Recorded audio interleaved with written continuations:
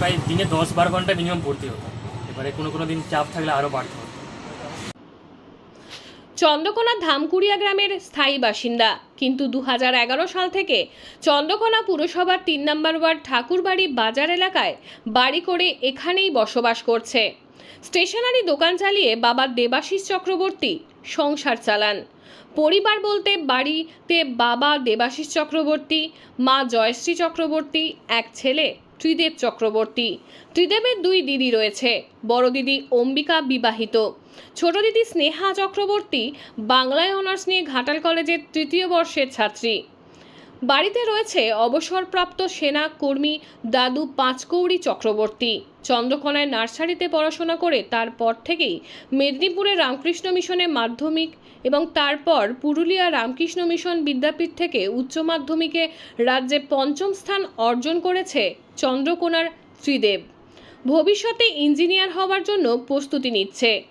চলতি বছরই জেইই মেন্সে পরীক্ষা দিয়ে 99.5% নম্বর পেয়েছে ত্রিদেব। এছাড়াও আইআইটির জন্য জেইই অ্যাডভান্স এর পরীক্ষা দেবে সামনের রবিবার। সেই পরীক্ষার দিকেই ফোকাস এখন ত্রিদেবের। খেলাধুলা বলতে ইনডোর গেমস পছন্দ, মায়ের হাতের রান্না পছন্দ। কিভাবে জানলে বা কেমন লাগছে? ভালোই লাগছে। জানলাম বলতে আমি ওই পাশের একটা বাড়িতে সেখানে পড়াশোনা করি, তো সেখানে পড়ছিলাম। মা এখানে ফোন করে বললেন যে 5ম। কেমন লাগছে? ভালোই, বাবা মা খুশি হয়ে গেছে। যে বাবার তো ভুসি মারলো কার বাসা, কিভাবে বাবা স্টেশনারি শপ। স্টেশনারি সব ছোটো থেকে কি বাইরে থেকেই পড়াশোনা করেছো? ছোটো থেকে বলতে আমি 3 পাস করার পরে 4 থেকে রামকৃষ্ণ মিশন মেদিনীপুর থেকে পড়ছিলাম। তো সেখানে 10 পাস করার পরে আমি 11 থেকে রামকৃষ্ণ মিশন বিদ্যাভবন বিদ্যাপীঠ পুরুলিয়া থেকে পড়েছি। মেদিনীপুরে তখন কোথায় ছিল তখন? মেদিনীপুরে সেখানে হোস্টেলে ছিল। হোস্টেলে ছিল? কোথায়? মেদিনীপুর রামকৃষ্ণ মিশনের হোস্টেল। হোস্টেলে ছিল। তারপরে পুরুলিয়া? হ্যাঁ, ওটাও রেসিডেন্সিয়াল পুরো। তো পড়াশোনা কত ঘন্টা করতে, কীভাবে প্রিপারেশন নিতে? দেখুন, বোর্ডসের জন্য না আমরা অতটা টাইম দিইনি। মানে আমরা মেনলি, আমি একজন জেই অ্যাসপিরেন্ট, তো জয়েন্টের জন্য ম্যাক্সিমাম টাইম দিতে হবে। ওটার সাথে পাশাপাশি এটা চালাতে হবে, তো এই জন্য ওকে একটু বেশিক্ষণই পড়তে হতো। বলতে গেলে প্রায় দিনে 10-12 ঘন্টা মিনিমাম পড়তে হতো। এবারে কোনো দিন চাপ থাকলে আরও বাড়তে হতো। আচ্ছা, আগামী দিনে কী ইচ্ছা আছে, কী হওয়ার ইচ্ছা? আগামী দিনে তো ইঞ্জিনিয়ার হওয়ার ইচ্ছা আছে। ইঞ্জিনিয়ার? আমি জয়েন্ট দিয়েছি, মেন্স দিয়েছি, আর অ্যাডভান্স দিয়ে দিয়েছি। আচ্ছা, পড়াশোনা বাদেও এমনি বাকি খেলাধুলা বাকি করতে? আর বাকি আউটডোর গেমস প্রায় খেলি না বলতে গেলে। ইনডোর গেমসের মধ্যে আমি চেস খেলতে খুব ভালো। চেস খেলতে? খাওয়া দাওয়া বা মায়ের হাতে রান্নাটাই হচ্ছে বেস্ট। আর বাকি ওই সবই। বাড়িতে আসা হতো মাঝে মধ্যে? হ্যাঁ, বাড়িতে ওই তো ওখানে স্কুলে গরমের ছুটি, পুজোর ছুটি এসব পড়তো, তো তখন 1 মাস কি 2 সপ্তাহ মতো পড়তো। হ্যাঁ, স্কুলে বন্ধুদের সাথে ফোন এসছে, তারপরে সেখানে যারা স্যাররা তারা ফোন করছে। কি নাম? আমার নাম ত্রিদেব। ত্রিদীপ চক্রবর্তী। হ্যাঁ, আমার ছেলে এই যে আজকে তো রাজ্যে 5ম স্থানাধিকার করেছে, কেমন লাগছে, কি বলবে? খুবই আনন্দ লাগছে, খুবই ভালো লাগছে। যেটা আমরা করতে পারিনি, আমার ছেলে সেটা করে দেখেছে, এটা খুবই আনন্দ উপভোগ করছি। কটি ছেলে মেয়ে আমরা? আমার 2 মেয়ে 1 ছেলে, পরপর 2 মেয়ে। মন ভীষণই খারাপ, তারপরে ছেলে লাস্টে হয়েছে। যাক, ছেলে লাস্টে হওয়ার জন্যে আমিও ছেলেকে পড়াশোনা করাতে পেরেছি। নাহলে অল্প বয়সে বিয়ে হয়েছে, প্রথমে মেয়েরা যখন হয় তখন মেয়েদের, বড় মেয়েরও আমার খুব ভালো বুদ্ধি ছিল, কিন্তু সে সময় পড়াবার সামর্থ্য আমার হয়নি। এখন ছেলে লাস্টে হওয়ার জন্যে লাস্টে আমি এখন ওই কিছুটা রোজগার করতে পারায় ছেলেকে তবু রেখে পড়াতে পেরেছি।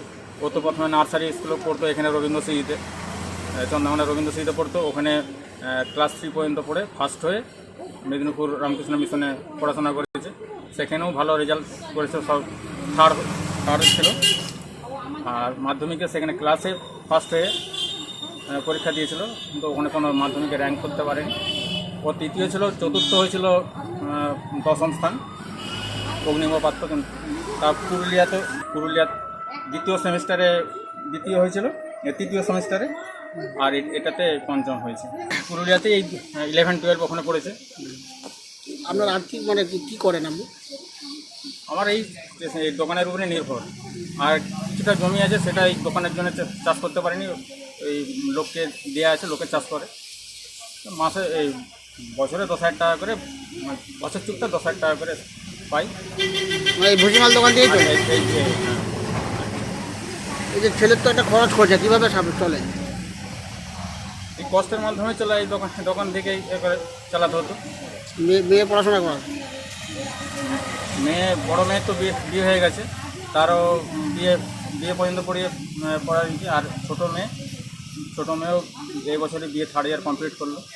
পরিবারে কে কে আছে আপনার? এখন আমার এক মেয়ে আর ছেলে, আমার স্বামী স্ত্রী আর আমার বাবা। এই যে ছেলের যে পঞ্চম হলো, কেমন লাগে? কি বলছে ছেলে কী হবে আগামী দিনে? ছেলের তো ইঞ্জিনিয়ার হওয়ার খুব শখ।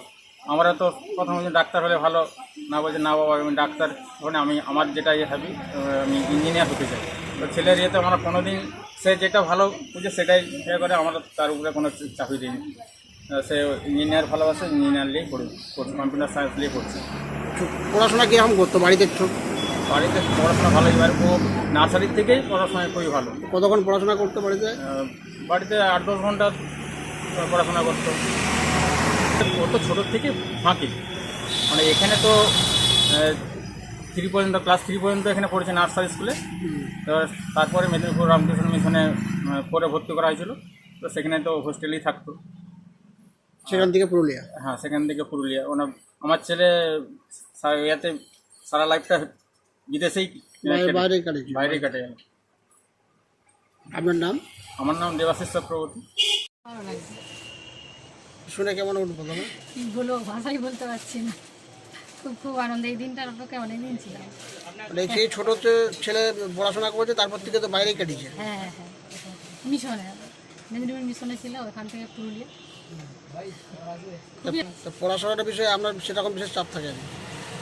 পড়াশোনার বিষয় মানে ও নিজের থেকেই সব কিছু, আমাদের চেষ্টা ছিল ঠিকই, কিন্তু ও নিজের থেকে মানে ওরও পড়াশোনা খুব, এই একটা রুমের মধ্যেই বদ্ধ ঘরের মধ্যে একাই পিটি করছে, গান করছে। মানে ওর পিটি আর মানে গানে একটু, এখানে যখন ছিল করে একটু নাম্বার কম হতো, এখানেও 3rd ছিল কিন্তু নাম্বার একটু কম হতো, ওই জন্য একাই গান করে যেই বছর গেল ফার্স্ট হয়ে তবে গেল।